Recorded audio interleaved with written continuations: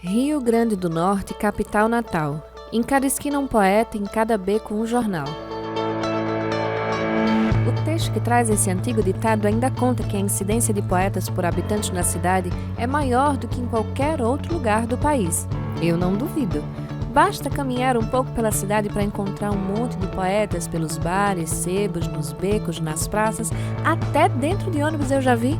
Natal é mesmo uma máquina de fazer poetas e esse podcast vai tentar trazer um pouco desses artistas para conversar com vocês. Um poeta por episódio e uma nova experiência poética a cada 15 dias. Então, puxa a cadeira, pega cerveja, café, água de coco, que seja. Só vamos bater esse papo massa sobre poesia potiguar. Lembrando que a segunda temporada deste podcast foi realizada com recursos do Sebrae através do edital Economia Criativa 2021. Tá pronto? Eu sou Jéssica Santos. E eu, Gonzaga Neto. E este é o Um Poeta em Cada Esquina.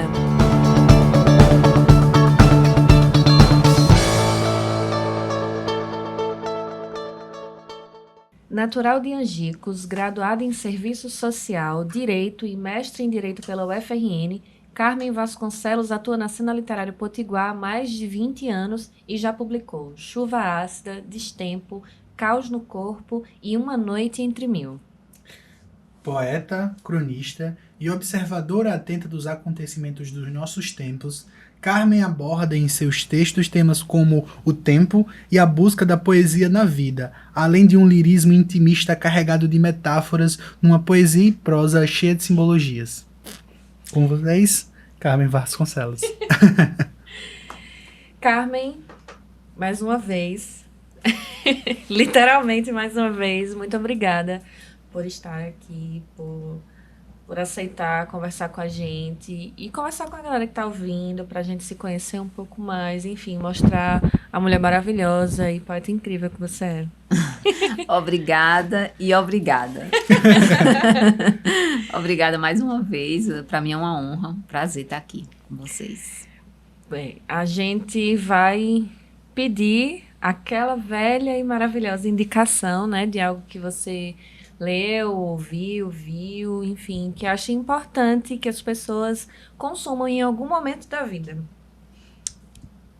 Eu indico A Paixão Segundo GH, de Clarice Lispector, que acho que é interessante você ter perguntado assim, em algum momento da vida que as pessoas leiam, né? Uhum.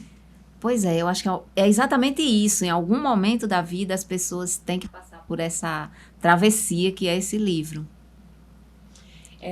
Você falando, eu lembrei que eu acho que, se eu não me engano, esse foi um dos primeiros livros de Clarice que eu peguei para ler quando eu tinha 13 anos, mais ou menos. E minha irmã, ela é alucinada, assim, por Clarice. Ela tem absolutamente todos os livros infantis e tal. E eu cheguei para ela dizendo que ia ler, ela fez, não leia agora. Agora não, leia, ela me deu A Hora da Estrela. Leia A Hora da Estrela primeiro e mais à frente você lê esse livro. Porque ela entendia como se... nessa época eu estava começando a ler mais uma coisa que não fosse infanto-juvenil e né, aquelas coisinhas mais... E ela falou, deixa para ler mais à frente. Engraçado ter essa memória agora, assim. Eu lembro da cena na cama da minha mãe, ela falando, leia esse aqui primeiro, depois você vem pra esse. Mas eu acho muito importante ela ter essa, como é que eu posso dizer? Esse feeling, né? De, tipo, eu acho que tem muito a ver com maturidade literária. Eu acho que a gente precisaria conversar mais sobre isso, sobre maturidade literária para ler certas coisas. Eu acho que os professores podiam conversar e pensar um pouco mais sobre isso, quem faz aí as grades curriculares de livros para vestibular e afins, pensar um pouco mais sobre questões de maturidade literária. Porque às vezes o livro pode ser muito bom, mas a pessoa, se não tem uma bagagem, se não leu algumas coisas, tem palavras que você nem vai entender, você acaba abandonando, achando que aquilo é ruim, sendo que às vezes não é. Né? Ou então que é muito difícil mesmo, não sei, tiveram alguns livros, eu não vou lembrar, mas quando eu era mais nova que eu comecei a ler e abandonei, porque eu achava muito difícil a leitura, assim. Eu não conseguia entender mesmo. E aí, abandonei, sei lá, né? A gente tem depoimentos de muitas pessoas que leram certos livros, muito jovens, e depois releram E a leitura é completamente diferente. Uhum. As pessoas dizem isso, né? Com certeza. Eu compreendo perfeitamente, porque acho que uma pessoa com 13 anos, olha, eu li, mas muito mais tarde. Eu acho que o dobro dessa idade, talvez, não mais. Uhum.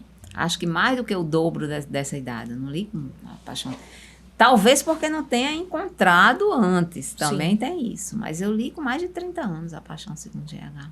Eu lembro que foi. A primeira vez, porque eu já reli. Eu lembro que foi bem assertivo, porque eu adorei A Hora da Estrela. Foi o livro que me deu o empurrão que faltava para eu entrar na leitura, assim, né? Eu fiquei encantadíssima. E demorei para reler, porque eu fiquei... Aquele preciosismo e o medo de ler e ou não gostar, ou não me identificar mais tanto, sabe? Eu fiquei meio receosa. Aí teve uma edição, acho que foi de comemoração de 100 anos, não sei. Acho que não foi, foi antes do... Não lembro qual foi, meu Deus. Que a capa dura é bem bonita e tem os manuscritos de Clarice do livro. E é maravilhoso. E o quão importante também é a releitura, né? Da gente ler alguma obra e depois visitá-la novamente, porque aí você consegue ter uma dimensão maior sobre, sejam filmes, sejam coisas. Uhum. Quando você vem ali para de novo, eu acho que isso só engrandece qualquer obra, assim, enfim. Sim. E a gente já foi... Você está falando da Paixão Segundo GH, né? Desse livro que você falou, que era uma edição comemorativa. Tem dele também, mas eu adquiri justamente A Hora da Estrela.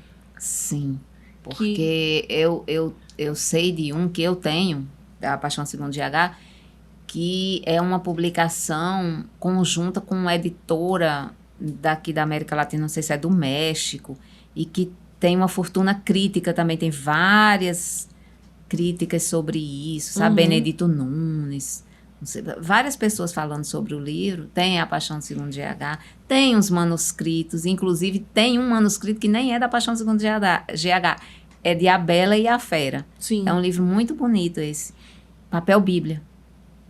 Caramba. Eu tenho esse livro. Que bonito. Sou apaixonado por livros físicos e edições e, sabe, eu sou apaixonado por isso.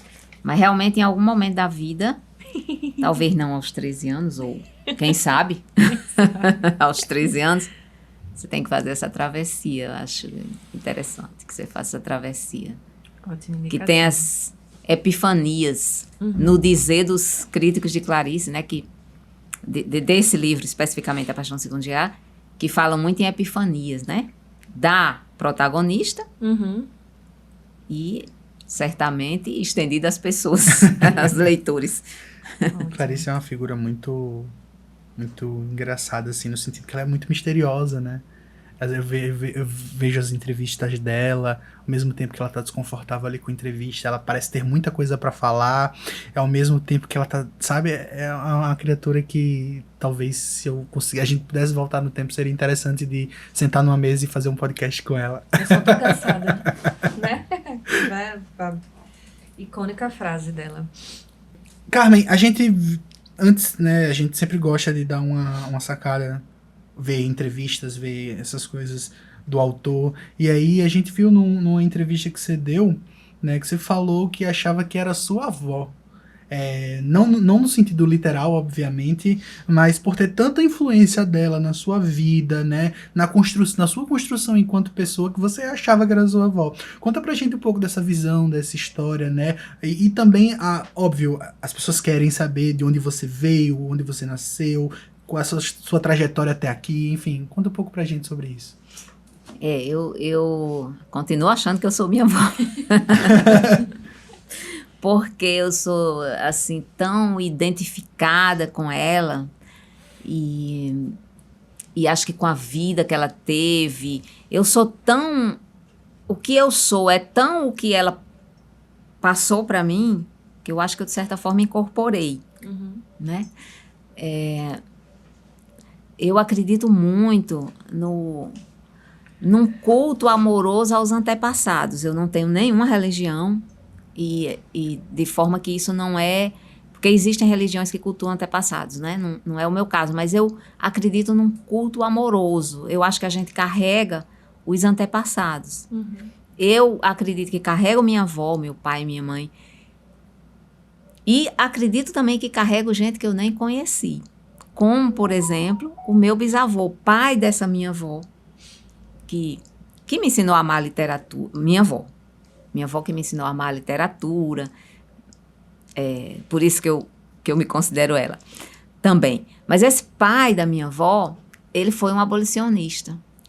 Ele foi um cara muito libertário, que acreditava muito na liberdade das pessoas. E tanto que ele, em 1887, antes, portanto, da Lei Áurea, né, ele pegou uma jangada sozinho e foi daqui para Fortaleza buscar uma ordem de soltura para soltar umas pessoas que eram pessoas escravizadas e que estavam presas aqui em Natal. Explico como ele foi daqui para Fortaleza pegar essa ordem de soltura, porque aqui não tinha Tribunal de Justiça. Na época, a sede era em Fortaleza. Então, sim, ele foi com um habeas corpus, transportou esse habeas corpus, esse pedido, e pegou a ordem de soltura que foi dada pelo tribunal de lá, e trouxe. E ele foi de jangada, sozinho, mar adentro. Caramba! Eu não acreditava nisso quando eu era criança, até ver que o próprio Câmara Cascudo conta essa história num dos livros do Instituto Histórico e Geográfico do Rio Grande do Norte, aquelas revistas. O próprio Câmara Cascudo conta essa história. Essa história é conhecida. Uhum. Joaquim Honório da Silveira era o meu bisavô, pai dessa minha avó. Sim. Esse meu bisavô, ele morreu, minha avó tinha 2 anos. Ela praticamente nem conheceu o pai, de modo que as lembranças dele vieram para mim por ela, porque vieram para ela pela mãe dela. Uhum. Então, é uma pessoa que eu nem conheço, mas que eu cultuo pela lição de liberdade, de crença na igualdade entre as pessoas, né? Que eu acho que quem é abolicionista acredita na igualdade entre as pessoas, né? Uhum. A gente, é claro, era um contexto diferente, a gente não pode saber o que eles pensavam, o que eles sentiam, mas a gente hoje pode honrar essa crença na liberdade que eles têm, na igualdade, dentro do nosso contexto também. Sim. Continuando com lutas, atualizando essas lutas, continuando com as lutas que existem hoje, pelo respeito, pela igualdade, pela liberdade, né? Então, também acho que eu sou esse meu bisavô. Acho que eu sou minha avó. Minha avó era uma mulher, então tem a identificação, né, da mulher, do feminino, Uhum. né? Que eu atualizo também para o feminista. Sim. Né? Eu sou uma mulher feminista, mas minha avó também fez muitas coisas à frente do seu tempo. Embora não tivesse essa afirmação feminista que eu tenho e faço questão de ter, Indicar, de pontuar. de pontuar. E você é de Angicos, né? Sim. Como é que foi essa trajetória até chegarmos? Sim, então, os meus avós, essa minha avó, mais o meu avô, o pai do meu pai, né? Eles eram os pais do meu pai. Meu avô tinha tuberculose e disseram para ele que Angicos era um lugar seco, acho que era bom para tuberculose. E aí eles foram para lá, meu pai nasceu lá, e de outro lado, a minha mãe, a família da minha mãe era de Santana do Matos, quer dizer, era do Seridó, depois migraram para Santana do Matos. Assim, eu acho que a gente é sempre resultado de muitas migrações, né? Uhum. E que a gente nem conhece, Sem essas dúvida. migrações. Mas, enfim, a família da minha mãe foi de Santana do Mato para Angicos, e a família do meu pai, o meu avô era pernambucano, na verdade. Eles vieram para o Rio Grande do Norte, depois acabaram em Angicos também, e de modo que os meus pais lá se encontraram, né? E eu nasci lá em Angicos, morei até os 14 anos e vim para Natal para estudar, né? Para continuar os meus estudos, na verdade. Os meus pais acharam melhor, embora lá em Angicos, nessa época, já tivesse o 2º grau, né? Que na época era o 2º grau, mas eles acharam melhor que eu viesse para cá, cursar aqui o 2º grau. Uhum. Então, assim, eu sou uma menina do interior, até 14 anos. Continuei sendo, eu acho. Né? Mas uma menina também que ama muito o mundo. Eu gosto muito de aprender coisas de qualquer lugar. Todos os lugares que eu andei, eu tentei aprender coisas. Eu fui aberta para aprender coisas. Porque eu acho que o mundo é muito grande e a gente não pode se fixar nos conceitos. A gente tem que amar, claro, a nossa aldeia, mas não pode se restringir, né, aos conceitos aprendidos a partir daí. É verdade. Hoje eu penso muito também assim, dessa forma. Eu era muito apegado às minhas raízes, a Natal, sabe? Eu não queria sair daqui nunca e tal. E aí eu tive essa experiência de sair um pouco. E aí depois que eu fui morar fora e tal, e aí eu tive noção que eu não sou só um cidadão natalense, né? Eu sou um cidadão do mundo. E o mundo é tão gigante, tão bonito. E a gente não conhece nada dele, sabe? A gente não conhece nada dele. E isso é tão enriquecedor. Assim, você aprende a ser outra pessoa, você aprende uma cultura nova, você aprende isso. Então, se todo mundo tivesse essa oportunidade, né? E aí eu não tô falando, enfim, se o mundo fosse outro e as condições para todo mundo conhecer outros lugares seria tão importante para, enfim, a gente se vê também como cidadãos globais mesmo, assim. Óbvio que há diferenças culturais entre um canto e outro, mas são gente também, sabe? Sim. A galera do outro lado ali também é gente. Mas exatamente, você se sentir parte de uma diversidade. É muito importante você se sentir parte de uma diversidade cultural. No mundo inteiro, né? Porque assim você entende que não há culturas superiores nem inferiores, há culturas diferentes. Né? Quando você estava falando, e eu fiquei pensando um pouco, você sempre fala nas entrevistas que eu ouvi que você é leitor e que ama ler, e que, enfim, antes de tudo, primeiramente. Mas eu fiquei pensando também como se deu esse momento de Carmen escritora, né? De começar a escrever, e não só começar a escrever, mas também começar a mostrar, de fato, sair desse canto escrevo e deixo guardado, como a gente sempre fala. Como foi esse processo? E outra coisa que eu fiquei pensando, que eu queria te perguntar, como era a cena quando você começou a escrever e a mostrar? Como é que estava Natal, no sentido poético mesmo? Que eu fiquei pensando... eu lembrei do Insurgências Poéticas. A gente vive hoje muito, né? O Insurgências Poéticas movimenta bastante. Sim. Então, fica pensando, como seria o Insurgências Poéticas quando você começou, né? Quem eram essas pessoas que estavam produzindo e fazendo esse trabalho junto? Foram 2 perguntas, mas é porque eu fiquei aqui, enquanto você falava, pensando Eu acho que hoje está muito melhor, viu? Tá. Acho. Está muito mais diverso.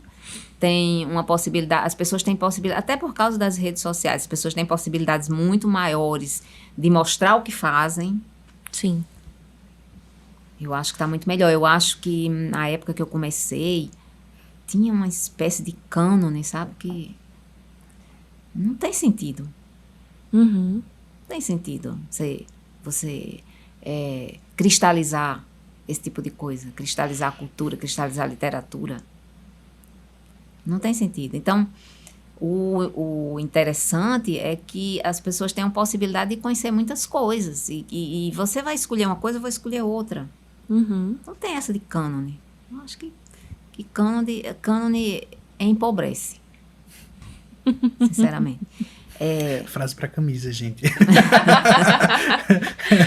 Não, os direitos assim, autorais. Respondendo o que você me perguntou, assim, como que eu comecei a escrever. Não, eu sempre escrevi e guardava e as coisas que eu escrevi até antes dos 30 anos eram para ser rasgadas mesmo. Sim. Né?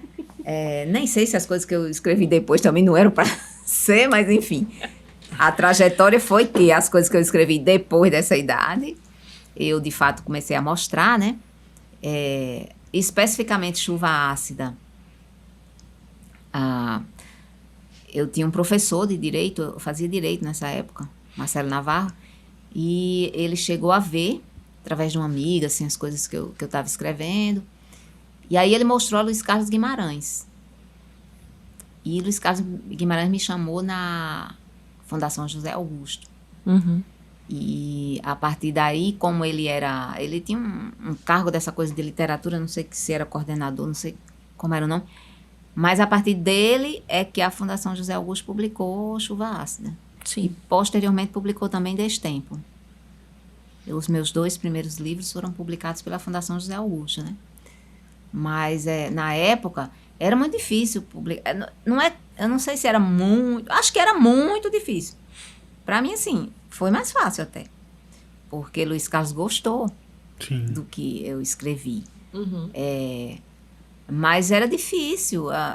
Até o próprio...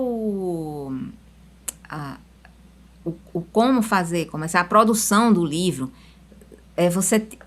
Eram umas coisas de plástico, acho de silicone, sei lá de quê, que você, página por página, e aí você ia... Não tinha essa facilidade. Hoje... Yeah. Não se compare. Olha, faz 20 anos, né? Sim. Sim. Mas Chuva Ácida eu tinha os plásticos, eu não sei o nome disso. Sim. Uhum. Mas você fazia naquilo, passava para aquilo o livro todinho e depois é que passava o papel. Nossa. Era a edição. Eu não sei nem dizer os nomes disso, eu até sabia que na época, mas era complicado, assim. Todo mundo reclamava. E hoje você vê que muita gente publica. Na época tinha Geração Mimeógrafo, Sim. que eram os fanzines de hoje. Sim. Que aí o pessoal publicava mais fácil, assim, porque passava no mimeógrafo Isso aí. e saía divulgando. Você chegou a publicar fazer Eu não. algum fanzine? Não. Vai ser tão engraçado os jovens indo no Google agora buscar o que é Mimeógrafo. mimeógrafo. E mal sabem eles o cheirinho gostoso que aquilo tem. Eu lembro na escola. Nossa, eu senti agora.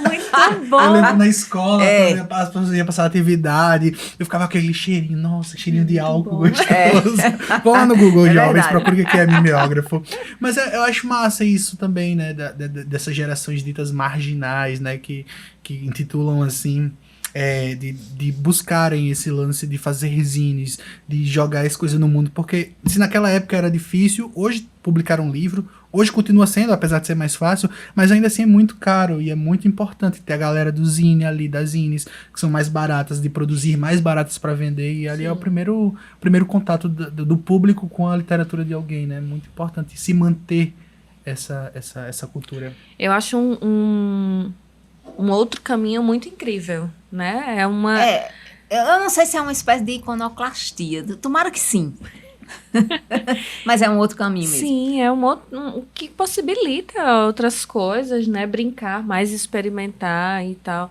E eu penso muito que nesse tempo que a gente tem feito coisas, é como se fosse um degrauzinho que você sobe para se entender mais poeta. Você vai testando antes de ter um livro, né? Você vai vendo ali, as pessoas vão te consumindo sua escrita, e aí vai tornando, vai encorpando mais esse processo, eu acho. Eu nem sei, sabe, também eu acho que as zines hoje chegaram num nível que elas nem são esse primeiro passo para um livro, por exemplo. Tem gente que só vive de zine mesmo. Não, eu entendo, mas assim, por exemplo, e até outro meio, tem um amigo nosso, por exemplo, o João, lá do Rio, mas ele mora em São Paulo.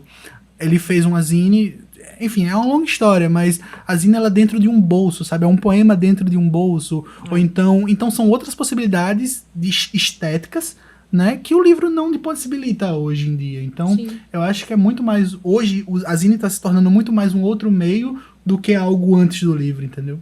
Não sei, só uma... São caminhos. Caminhos sempre. E aí, a gente trouxe até um trechinho aqui interessante de um autor que você gosta muito, né? Sou homem, duro pouco, e é enorme a noite. Mas olho para cima, as estrelas escrevem, sem entender compreendo. Também sou escritura, e nesse mesmo instante alguém me soletra. Esse é um texto do Octávio Paz, né? É poeta, ensaísta, tradutor, enfim...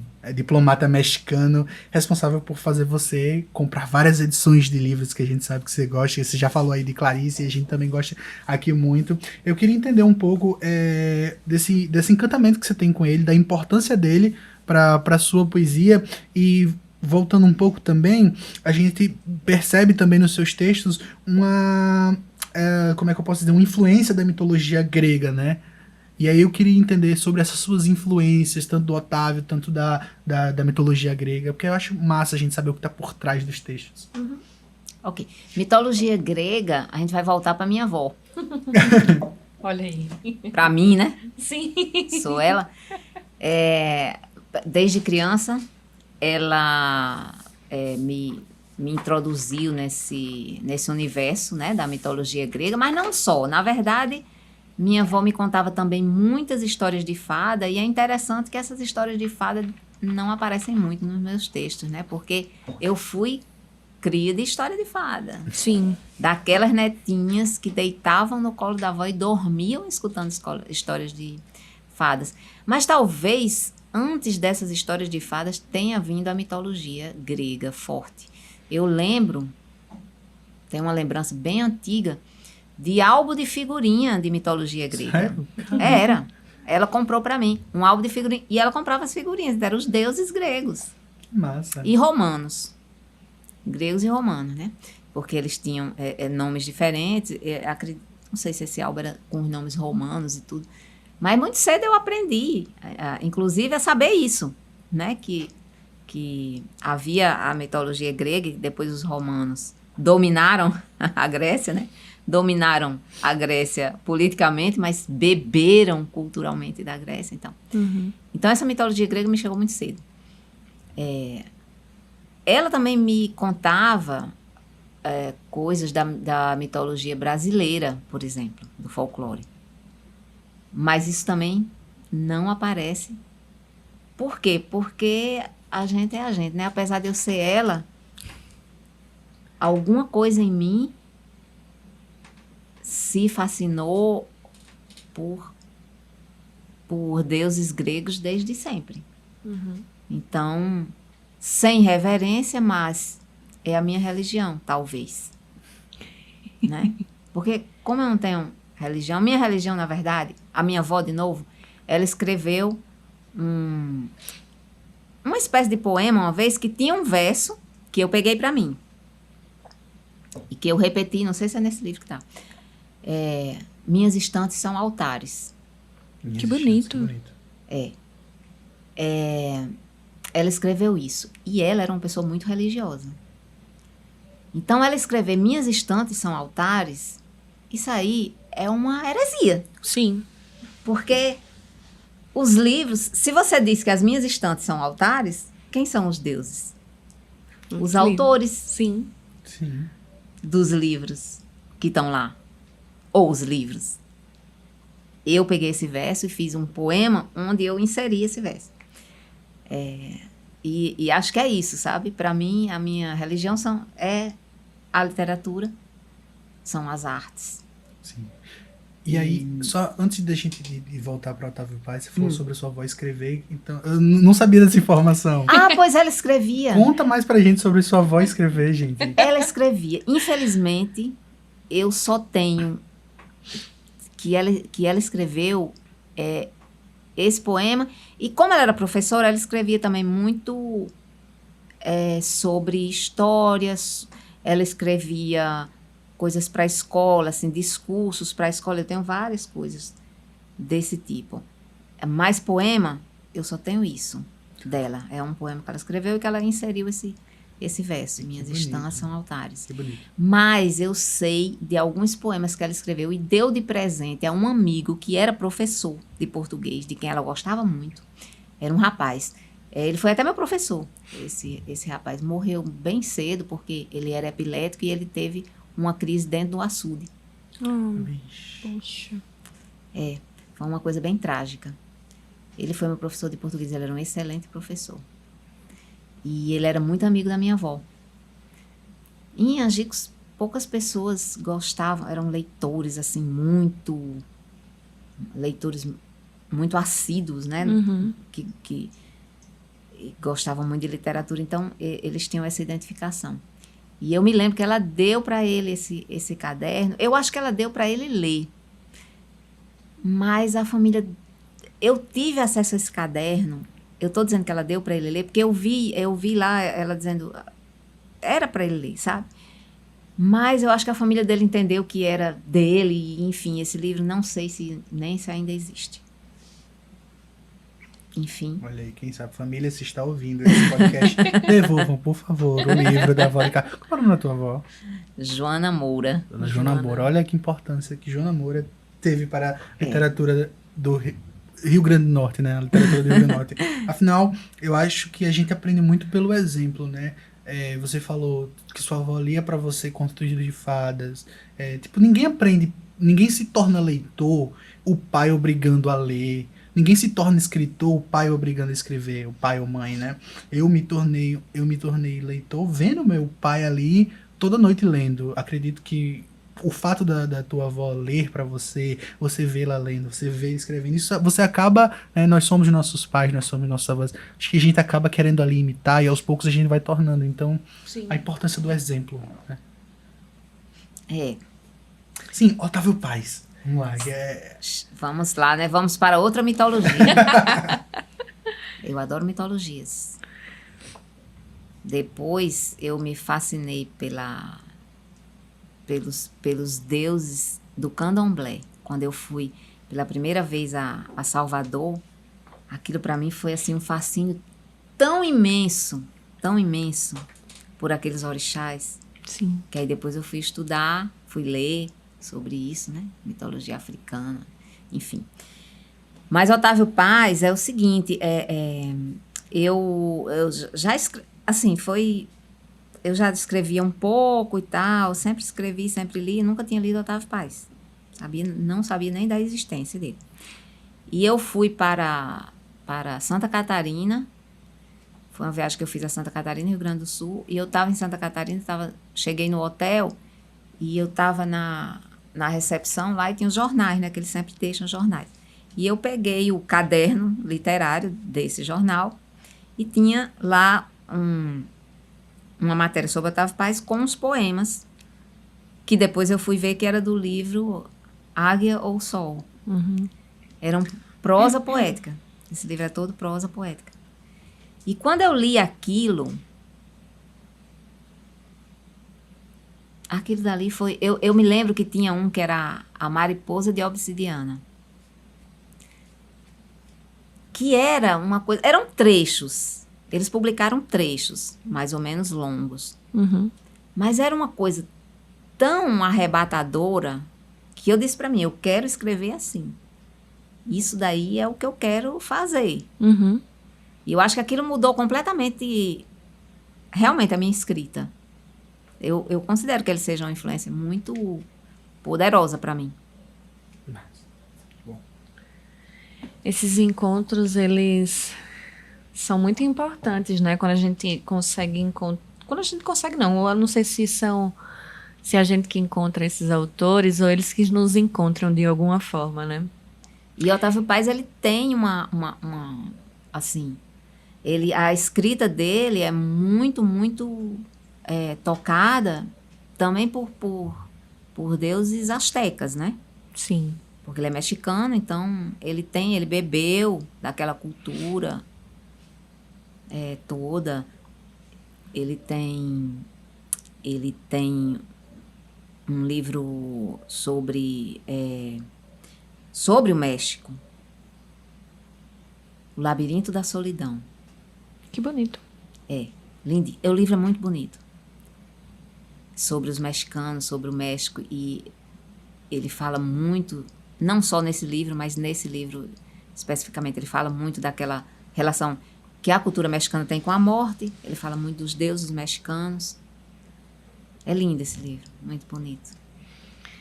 Carmen, como é para você os processos de publicação, eu vou dizer publicação de livro, mas eu estou falando muito mais no sentido de organização dos teus livros. Você falou que o primeiro teve esse contato, né, com... Esqueci o nome dele, meu Deus. Luiz Carlos Guimarães. Que aí... essa galera toda estava junto e tal. Nesse primeiro livro, teve muito mais influência externa, de certa forma, junto para selecionar os poemas, mas como é que foi já o segundo? Eu queria entender como é que é para você esse ritual, se é que eu posso dizer assim também, de preparar, selecionar os textos e escolher o nome, todo esse processinho de fazer um livro. Luiz Carlos leu, Chuva Ácida era um catatal, viu?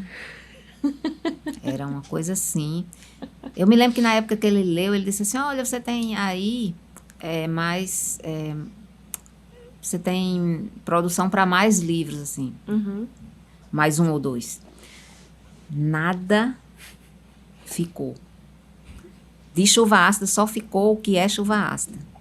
E até como eu falei para vocês já, que é um livro que eu nem gosto. Sim. Mas a gente tem que começar de algum jeito. Eu comecei por aí, né?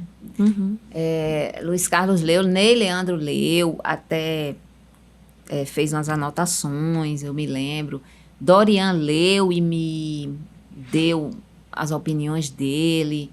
E assim, Chuva Ácida realmente teve essa ajuda dessas pessoas e de outras mais.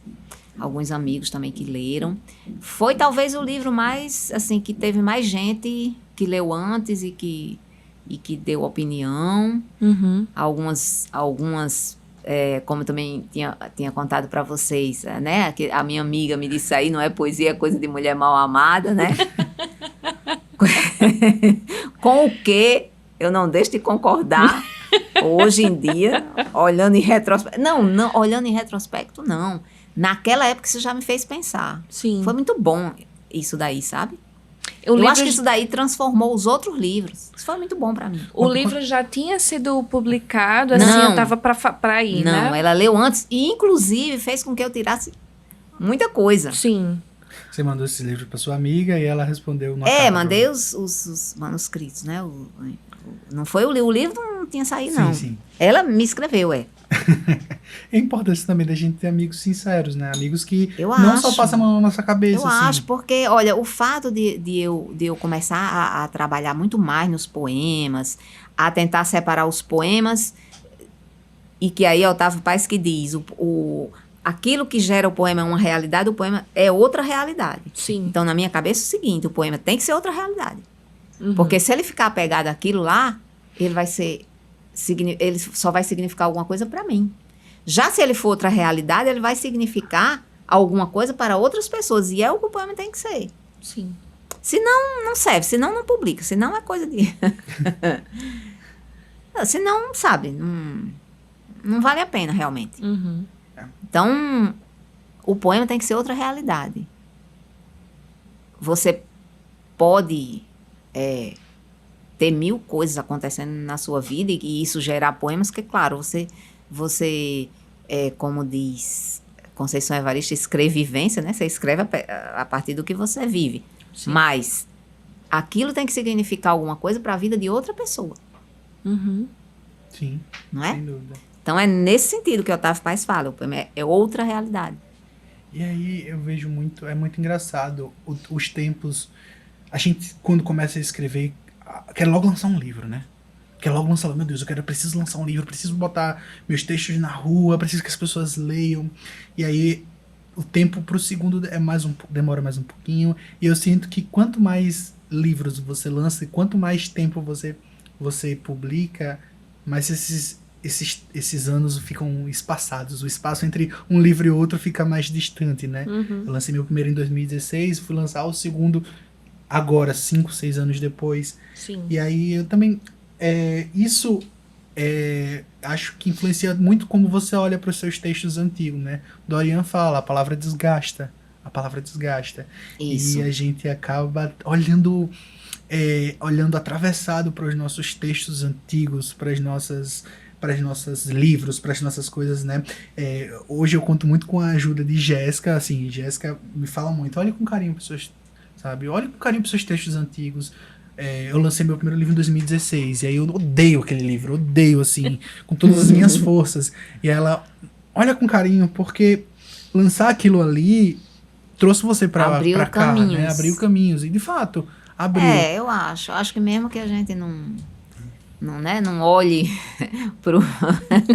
Acho que essa coisa é importante, abrir caminho. E eu acho que também, de certo modo, se a gente não gosta mais do que escreveu antes... É só não ler. Não, mas aí a gente... Eu acho Depois que vem, tem uma coisa, Gonzaga, tem quem goste. mas eu acho que Tem também quem vem desse lugar que você falou. A gente vai buscando melhorar. A gente entende que aquilo ali já não era... Tipo, eu não gosto mais de muita coisa também que escrevi. Eu olho e falo assim, mas não é isso. Eu acho que trabalha um pouco mais, já vem ver de outra forma o texto. E também tem essas pessoas que falem com sinceridade, não só para esculhambar a pessoa, né? Mas para dizer assim, tô falando a verdade. Eu acho que isso aqui não tá bom. Eu acho que isso aqui pode melhorar. Você começa a ver Porque de outra depende forma. muito da fundamentação que a pessoa... Sim. Porque a pessoa dizer uma coisa por dizer, uma coisa ruim do seu texto por dizer, sem pontuar alguma coisa, você nem confia muito, né? Sim. Mas a pessoa pontuando, porque, obviamente, quando eu digo isso, né, que todo mundo ri e tudo, mas, obviamente, era uma carta grande que apontava coisas, né, no texto. Então, eu certamente aprendi. Sim. E aí você até falou um pouco sobre esse olhar atravessado sobre o Chuva Ácida, né? Citou sobre essa poesia confessional e tal. Como é que você lida hoje com esse seu primeiro livro? E quais as reflexões de tê-lo lançado lá há alguns, sei lá, 20 anos, eu acho? 20. Há 20 anos. Quem me lembrou isso foi Tiago Medeiros, porque ele fez uma Insurgências Poéticas com Chuva Ácida, né? Pelos 20 anos de Chuva Ácida. Portanto, eu me lembrei por causa dele. E aí veio para esse lugar que você falou que tem gente que vai gostar, né? Porque provavelmente ele fez isso porque marcou de alguma forma. Certamente ele pra gosta, ele, né? exatamente, o teu livro. E aí, você falou sobre essa poesia confessional, sobre 20 anos olhando pra ele hoje, assim, como é que você olha pra Chuva Ácida hoje e como isso te faz olhar pra o futuro também, pra quem sabe seus próximos livros, ou enfim. E os que já foram E publicados. os que já foram, né? E como isso molda a sua literatura hoje. Olha, a coisa que eu mais gosto de Chuva Ácida é o seguinte, é encontrar gente que goste dele. Gente que tire essa minha coisa, sabe? Por quê? Aí eu vou citar um crítico de quem eu gosto muito, que se chama João César de Castro Rocha, que ele diz o seguinte, tem gente que publica mais do que escreve. Sim. Então, isso é uma lição para mim. Então, assim, eu quero crer e quando as pessoas dizem que gostam de Chuva Ácida, me passam a impressão que, bom, eu escrevi, não publiquei somente, né? Sim. E porque o que eu quero publicar realmente o que está escrito, sabe? Não quero publicar mais do que eu escrevo, eu quero publicar o que vale a pena.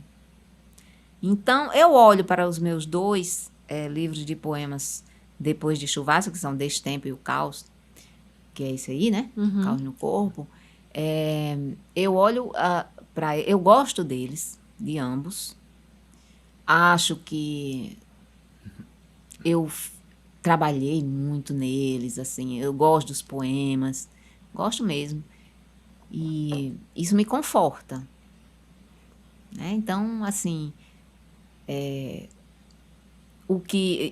a relação de Chuva Ácida, eu acho que, em relação à Chuva Ácida, acho que Chuva Ácida me ensinou a trabalhar os poemas para os outros, né? Que vinham depois. Acho que é assim, eu olho para Chuva Ácida, embora eu critique, né? Mas eu acho que eu tenho que ter esse olhar de carinho que Jéssica fala, porque a gente tem que aprender com a nossa história, é bom, e por isso a gente tem que gostar da nossa história, porque a gente aprende. Que era o melhor que a gente podia fazer Né? naquela época, talvez, né? Talvez seja isso. Eu acho que sei lá, eu já disse isso aqui em outras conversas que a gente teve com outros poetas, mas eu acho que também diz muito sobre o nosso amadurecimento enquanto pessoa. Tipo, quando a gente lança um livro, eu tinha 29 quando eu lancei, sei lá, 28, 29 meu primeiro livro. Hoje eu tenho 31. Não é uma diferença muito grande, mas passaram-se muitas coisas. Muita coisa do que eu achava, de como eu olhava algumas coisas, são diferentes hoje. Então, provavelmente, eu escreveria sobre a mesma coisa de uma forma completamente diferente. E eu fico até feliz que a gente, não necessariamente, não é que não goste, mas sempre queira mudar alguma coisa do texto, porque significa que estamos em movimento. Porque senão, se a gente olhasse para trás e dissesse, não, eu faria exatamente a mesma coisa, tem alguma coisa que não bate, né? A gente está sempre em construção, em desconstrução, em um olhar. Essas águas estão sempre em movimento, né? Então, e que bom. É isso. Essa semana eu olhei para o meu livro, né? Eu fiz, amor, eu não gosto mais desse livro. Não quero ler, até não consigo ler algumas coisas. E aí ele usou a mesma frase comigo, né? Voltando assim, olha com gentileza. Mas você sabe que Clarice Lispector, ela, depois que os livros eram publicados, ela nem queria ler para não querer mudar. Sim. E tem essa história dela aí. É porque eu não lembro quem falou isso, mas eu acho que enfim, não vou lembrar o autor, eu sempre gosto de dizer quem é, mas um texto nunca acaba pro autor, né? Nunca tá pronto, assim. A gente que desiste dele. Então, sempre que a gente for voltar, a gente vai querer mudar alguma coisa, vai querer trocar. Então, o texto nunca tá Chega pronto. uma hora que você quer se separar dele. É. E quando a gente tem vontade de publicar, chega uma hora que você quer publicar. Mais na frente, você diz, poxa, isso aqui eu faria um pouquinho diferente, né? Mudaria essa palavra e tal. A gente tá sempre nisso. Eu tô com esse problema agora, porque assim, eu tenho um volume lá em casa. Tem até título, mas não vai ser publicado. Por que eu não faço isso, não? Porque eu tô meio, tem a ver, assim, comigo mais pessoalmente, assim. Sim. Ou então, sei lá, eu ainda tô nessa de, será que vale a pena? Mas o fato é que, como ele tá lá, toda vida que eu vou olhar, eu mudo. Sim. Mudo. Aí, às vezes, quando você muda uma palavra, você muda o resto, porque o resto fica sem sentido. Sabe? Aí você, aí não é mais o mesmo poema, assim. Eu tô com isso. Tô pegando, assim. Tá nesse processo, né? Vai rolar, pelo amor de Deus, precisamos de um livro novo. Não, mas eu fiquei lembrando. Tem nome até. Vou dizer o nome, mas não vai ser publicado. Se chama Vão. Vamos publicar.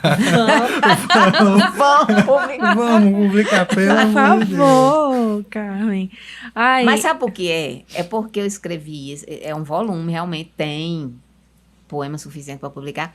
Mas depois disso eu comecei a publicar, eu comecei a escrever uns poemas experimentais. Sim. Sabe? Diferente de tudo quanto eu escrevi até hoje. Porque influência também, porque eu andei lendo uns autores de antipoesia, umas coisas assim. Aí eu comecei a escrever umas coisas, experimentando mesmo. E, bom, aí eu parei. Esses tem uns 6 ou 7 poemas. Aí eu parei. Sim. Mas eu achei tão interessante essa experiência, sabe? Mas aí eu olhava assim, eu acho que não cabe nesse vão aí. Tem que ter outro. Cara, eu não quero nem o vão, Jéssica. Você já quer colocar um outro? Não cabe, assim, não cabe porque é diferente. Sim. A forma como eu estou escrevendo é diferente. Até, assim, os títulos, sabe? Eu faço uns títulos que parecem verso e tem gente que acha que é, porque às vezes eu publico no Facebook. Tem gente que acha que o título é um verso, não é. E eu fiquei curiosa, como é essa construção desse antipoema, nesse estilo? Eu fiquei curiosa, você falou... Não, porque tem uns poetas aí, aquele cara que fez 100 anos... Nicanor Parra. Meu Deus, se eu estiver dizendo o nome errado aqui. Espero que seja Nicanor Parra. Tá. Que é o cara da antipoesia, que é o representante. Sim. Que ele fez 100 anos recentemente. Ou a gente tinha que ter um... Hoje eu trouxe as informações sobre o meu... Vamos olhar aqui no WhatsApp. É Nicanor Parra? Obrigada. Olha aí, só pra meu anjo. Então... Eu li, eu tenho um livro dele lá. E outras pessoas também que estão escrevendo de uma forma que, assim, que não parece poema. Sim. Mas, olha, é tão interessante que essas pessoas dão um salto tão grande, sabe? Porque essas pessoas falam de uma forma tão informal e conseguem achar uma explosão de poesia numa coisa que, sei lá, seria uma frase banal. Sim. Você lê isso já é uma experiência, né? Tá. Fiquei curiosa agora, assim, né, nessa... Se vocês quiserem, eu posso... Bom, vocês podem procurar Nicanor Parra, obviamente, infinitamente melhor. Eu posso mandar 1 ou 2 poemas meus Oxi, para vocês, depois para vocês, quero já demais. Já, já. desses Oxi. experimentais. Mas é legal quando a gente começa a ter acesso a coisas novas, né? Ali. Que você vai falou- desconstruindo um pouco a visão, né, também, ou que vai... mostrando outras possibilidades, sabe? Sim. Eu acho que a gente, poeta, está sempre em busca de falar de formas diferentes, sabe? Eu quero falar com o meu corpo, eu quero falar de formas diferentes. E eu acho que buscar outras referências é tão importante. É tão importante. Que o digam os poetas do poema Processo, Uhum. né? Sim, sim. Do sim. poema concreto Ah, tem tanta coisa. Eu pirei num. e dos poemas visuais. Sim. Sim, era exatamente o que Tem eu ia uma citar. turma aqui em Natal também. Tem um, agora eu não vou lembrar, puta, eu odeio isso de não lembrar o nome de autor, mas é um autor daqui, que eu acho que foi até a Ayrton que me mostrou esse livro. Ele Aí fazia- não sabe tudo, né? Ayrton sabe tudo. Tudo. Inclusive queremos trazer você aqui, Ayrton. Ele me mostrou esse livro, eu acho, uma vez, e aí era um cara fazendo poemas visuais, ele rimava 2 garfos com não sei o que, e aí rimava arames, sabe? E era um negócio, e aí você, tipo, olha pra aquilo, mas aquilo é tão poético, sabe? São garfos rimando com eles mesmos. E você fala, caramba, isso aqui também é poesia, sabe? E a gente precisa cada vez mais conhecer. Eu acho vocês trazerem a Ayrton aqui riquíssimo, porque ele é um pesquisador profundo, além Sim. de grande poeta, Sim, sim. né? Mas é um pesquisador profundo. Eu fico besta às vezes que eu vejo coisa que ele descobre. Uhum. Isso é tão Que ele importante ter publica, pessoas né? assim. Eu fico besta, porque eu adoro descobrir também. Adoro descobrir. Então, quando ele publica, eu digo, nossa, vou atrás. Porque eu amo descobrir coisas novas em poesia, porque vocês sabem que é a minha preferência, né? Eu já também comentei com vocês que Sim. eu prefiro poesia à prosa.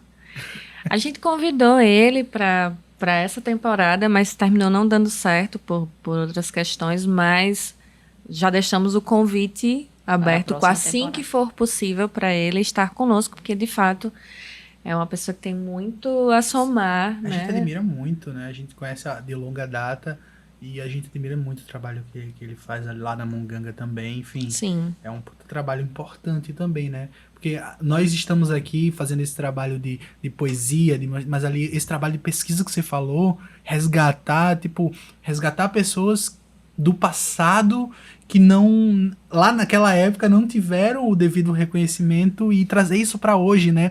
Fazer esse registro histórico ao mesmo tempo em que você tá ali dando o reconhecimento merecido para as pessoas, sabe? Eu acho muito importante. Mas olha só como tem coisa importante acontecendo. Porque vocês estão fazendo isso e vocês estão buscando gente diferente, gente com visões diferentes, pessoas, né, que vão trazer coisas muito diferentes. Insurgências Poéticas é um projeto importantíssimo, Sim. sabe? Que também faz essa coisa de divulgação e uma divulgação animada, alegre, né? Uhum. De poema, né? Eu acho que existem projetos muito importantes de vocês todos, assim. Acho que vocês, cada um no seu modo de incentivar a literatura, né? Vocês estão fazendo trabalhos importantíssimos, esses projetos todos. Acho que são importantíssimos.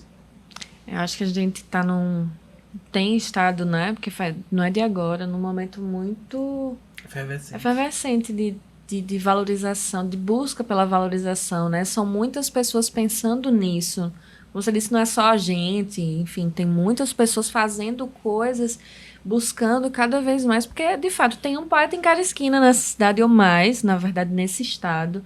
E, então, é muita produção, mas que, às vezes, ainda fica meio fechado. Então, cada um vai tentando ocupar os espaços e a gente vai vendo e vai somando. Então, E sabe o que eu tenho achado muito importante? E aí é uma visão que eu tenho hoje, não sei se, espero que eu mantenha-se assim, que cada um faz o seu, mas não é uma competição. É. Tipo assim, cada um tá fazendo seu trabalho ali pequenininho, um pouquinho, tá? E todo mundo se alegra, sabe? Eu me alegro quando eu vejo gente nova surgindo, fazendo coisas novas, sabe? Eu me alegro e eu acho importante cada vez mais a gente muito mais se apoiar, se empurrar pra frente do que Claro. puxar.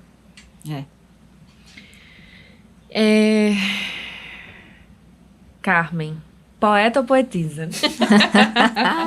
Olha, essa Olha. semana dei uma entrevista e, inclusive, era uma professora e ela realmente veio reafirmar aquela história de que poetisa é hoje, não sei se amanhã, a afirmação feminista. Sim. Coisa que poeta também, por outro lado, quem defende a palavra poeta, né, também diz que é. E, no caso, eles falaram até essa semana que aprendi coisas, que Zila, né, fazia questão de ser chamada de poeta como uma forma de se afirmar. Agora, até foi colocado que é o seguinte, se afirmar de que forma? Se afirmar querendo, porque achava que poetisa era uma coisa menor e, portanto, você queria ser igual aos homens, aos poetas, então você não era poetisa. Desde quando poetisa é menor, minha gente? Sim. Poetisa é uma palavra que existe na língua portuguesa. Hoje, existem movimentos que querem resgatar a palavra poetisa como uma afirmação feminista, de fato, na academia. Sim. Né? Então, assim, eu hoje já estou me treinando, já houve tempo que eu me chamava de poeta, né? Na verdade, nem sei se eu sou uma coisa ou outra. Porque isso aí quem diz não sou eu. Mas como tenho que dizer, vamos lá. Hoje eu digo poetisa e para mim é sim uma forma de afirmação feminista. Sim. Eu sempre fiquei muito nessa de não... Eu sempre dizia muito... Até hoje, talvez, eu falo muito tanto faz, assim. Não vejo problema de ser chamada de poeta, nem de poetisa, Não, eu também não né? vejo. Mas é porque eu já vi pessoas corrigindo mesmo, né? Não, assim, aí... no sentido de corrigir. Aí acho que não tem muito... Mas eu não sei. Eu acho que em nenhum momento, até então, talvez eu tenha de fato parado para refletir sobre essas... Eu gosto muito da definição que a Eveline dá, né? Ela fala... O feminino de poeta é paetê. Sim, esse poema é bem bonito. Adoro esse texto Mas dela. eu acho que é uma discussão, talvez, que dê um paninho pra manga pra gente tentar entender, né? Mas, enfim. E aí, voltando um pouco para o passado, né? Você cresceu numa época bem conturbada, que nem hoje, né? Os jovens estão crescendo numa época conturbada. E aí você viveu numa época que, enfim, a censura imposta pela ditadura, né? Que esse governo atual tá doido para imitar, tá gigantesca, assim. Mas ainda assim você conseguiu ter acesso a livros, né? Como, por exemplo, o de Cassandra Rios, e até sofreu repressão pra polícia. Eu já ouvi você contar uma história Sim. que era do movimento estudantil, você Na tava época do mineiro movimento estudantil, lá, na UFRN. né? Assembleia Legislativa, vocês correndo, enfim. Eu queria... Gás lacrimogêneo Gás pra todo lacrimogêneo. lado. Gás lacrimogêneo, governo de Zé Agripino. Eita, eu queria, como é que foi crescer nesse período, né? Ler, escrever, lutar. E como isso se reflete em você hoje como pessoa e como escritora, né? Vivendo nos tempos atuais. É o seguinte, quando eu era criança, eu não tinha ideia do que era a ditadura. Eu nasci um ano depois da ditadura. Uhum. Quando eu era criança, eu achava bonitinho, né? Esse é um país que vai pra frente. Ou o povo lá levando cacetada, morrendo, né? Botando... Porque a morte de Stuart Angel foi, depois de muita tortura, eles colocaram a boca dele num cano de escape do carro, todo mundo sabe disso, né? Uhum.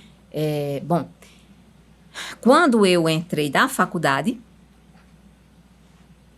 eu comecei a ter acesso a leituras que me fizeram entender o que era a ditadura. Inclusive, essa morte que eu acabei de citar foi... Acho que a passagem de um livro chamado Os Carbonários, de Alfredo Sirkis. E essa morte foi a que eu acho que me ligou uma chave para eu entender que nunca, jamais, em tempo algum, você pode aceitar uma ditadura. Você pode aceitar tortura. Você pode aceitar opressão.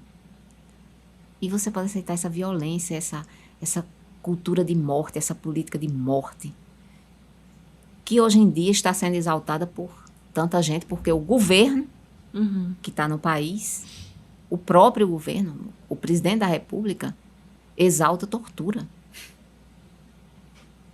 Absurda. Qualquer país sério ele já estaria preso há muitos anos. Até porque a Constituição, a tortura é um crime imprescritível.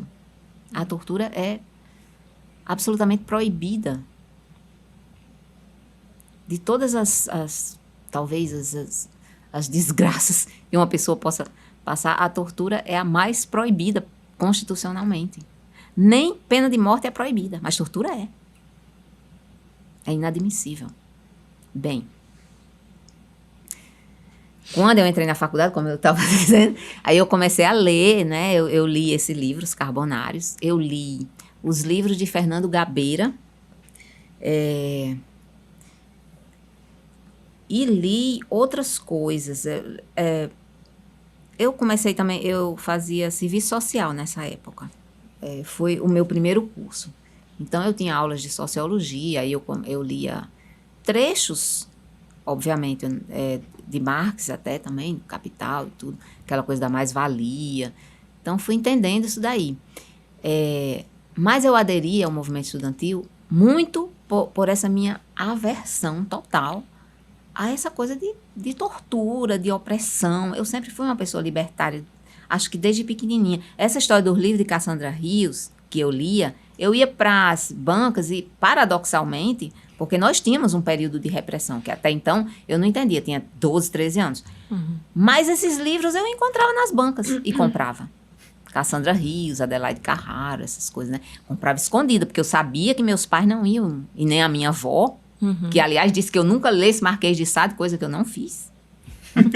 Li, obviamente. Obviamente que eu li. Não, porque uma vez eu estava falando do Mágico... Olha só, voinha, como é que era. Eu estava falando Mágico de Oz, ato falho dela, ela disse, não leia isso não. Marquês de Sade. Disse, não, Mágico de Oz. Ela, e aí percebeu que ela tinha... Esqueça. Eu, Marquês de Sade, vou ler. Vai dar procurando. Ficou na minha cabeça.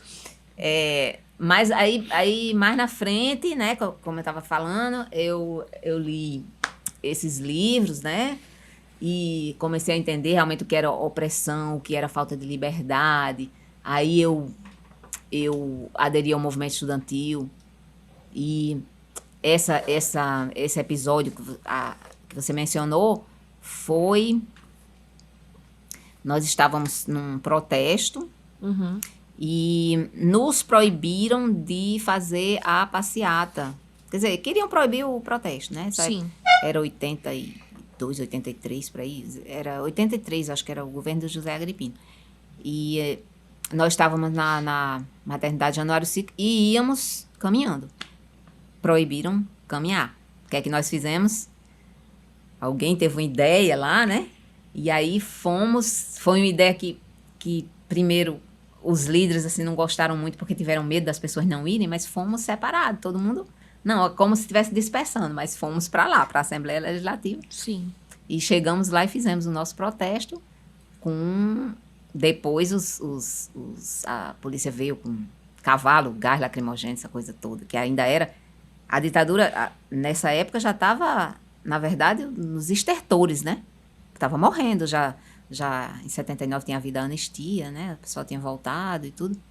Mas ainda tinha esses resquícios esses que nunca passaram. Tanto que agora acordaram de uma forma tão trágica, né? Porque o que nós estamos vivendo é trágico, é uma tragédia. Uma história repetida como tragédia. Sim. Completamente. Né? Enfim, mas eu queria só aqui ler um poema seu, né? se chama Recusa, que eu acho tão bonito e acho que para finalizar a gente podia conversar só um pouco sobre ele. Inclusive os 2 últimos versos eu coloquei na epígrafe do meu novo livro. Então... Ai, foi. Tá. Deixa eu...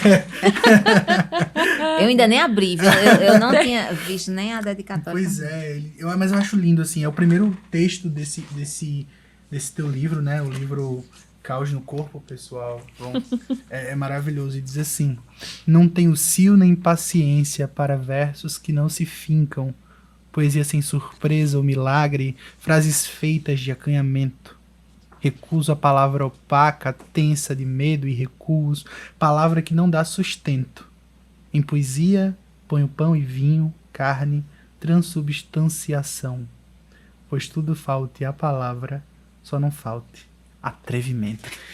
Que tudo falte a palavra, só não falte atrevimento. E eu acho isso, sabe, tão bonito e resume tanto, pra mim, resume muito o ser escritor, sabe?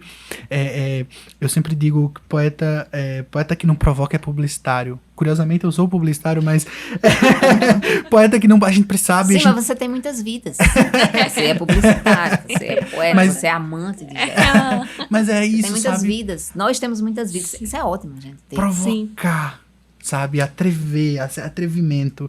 E aí, a pergunta que eu queria falar, né? Só atrevimento basta pra gente ser escritor? O que basta para o escritor? Basta alguma coisa? Pois é, Jéssica. A Basta? gente não pode, essa pergunta não pode ser respondida, sabe por quê? Porque nada vai bastar. Nada. Ou tudo não basta. Verdade. Tudo Por não mais basta. que haja tudo, Mas mas acho que essa coisa do atrevimento tem muito a ver com o seguinte, é você... Eu já falei isso em outras ocasiões, sabe? Você se abrir para a ausência de preconceito. sim. Porque se você quanto mais preconceitos você tiver,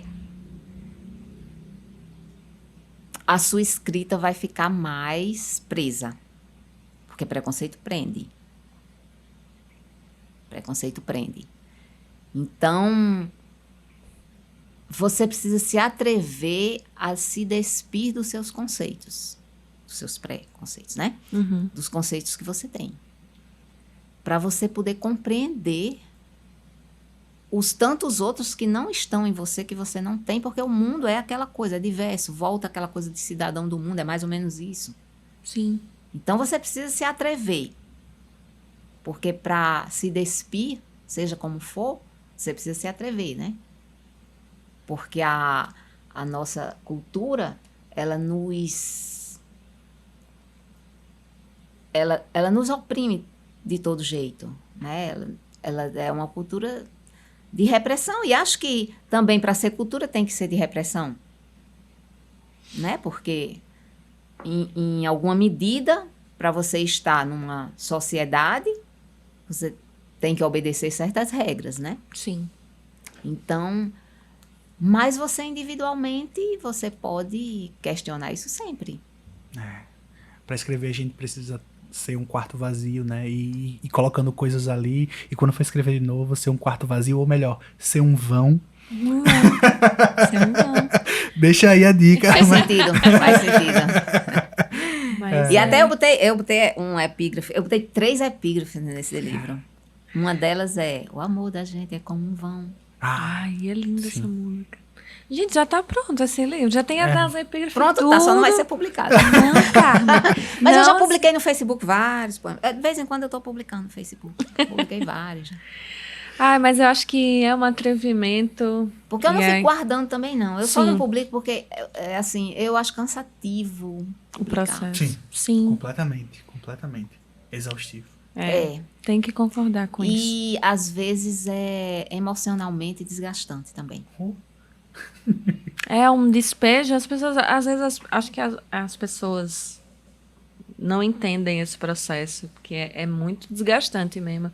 Eu lembro que depois, além de ser extremamente cansativo esse processo de ler, reler, e fica e ajeita e não sei o que, e trabalha.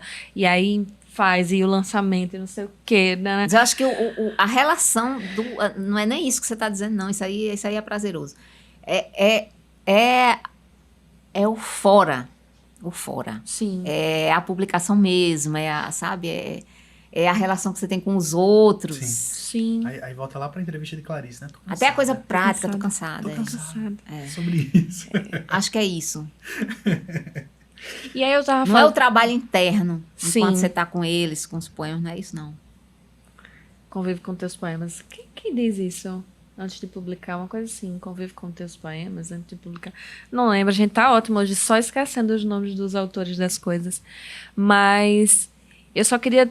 A gente vai tá encerrando, já chegando no final, mas quando você estava falando sobre atrevimento e tal, eu fico pensando que escrever é um atrevimento, né? Ser artista já é um atrevimento. Dos Existir e existir poeticamente e artisticamente é um atrevimento.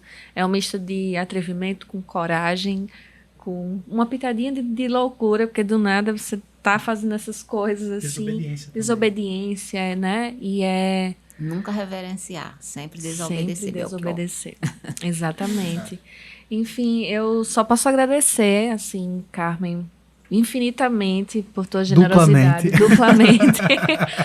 Tua generosidade, desde sempre, sempre muito generosa em todos os momentos que a gente teve contato contigo, assim, e estar conversando. Foi uma conversa maravilhosa. A gente sai com muitas coisinhas para pensar e refletir. Espero que tenha sido bom para você também. Como foi pra gente. Maravilhoso, eu agradeço. E já vou agradecer a Epígrafe também. Nossa, fiquei emocionada. Ai, muito bom, muito obrigada. Só uma coisa antes da finalização de tudo, lembrando sobre a nossa parceria com a Cooperativa Cultural, a livraria. Se você quiser adquirir livros de poesia, a gente está com uma super parceria de desconto, 15% de desconto na compra de qualquer livro de autor de poesia. Comprem Poetas Potiguares, gente, consumam. Tem muita gente produzindo coisas incríveis. Aproveitem para conhecer mais poetas. Óbvio que aqui a gente trouxe... estamos há pouco tempo, então a gente está trazendo alguns, mas tem muitos outros. É só seguir. Segue Carmen, segue a gente, já vai conhecer mais um monte. E segura, galera. Segue aí. Então, com certeza. Vamos embora. Ouve os episódios anteriores. Ouça porque tudo. em todo episódio alguém cita alguém que vai Segue citando Thiago. alguém. Sim. Com certeza, com certeza. E é isso aí. Jéssica já falou aí, se ela falar mais um pouquinho, ela vai chorar. todo episódio. Gente. Mas olha, eu também quero da minha parte agradecer muito. É muito importante pra gente você estar aqui e novamente.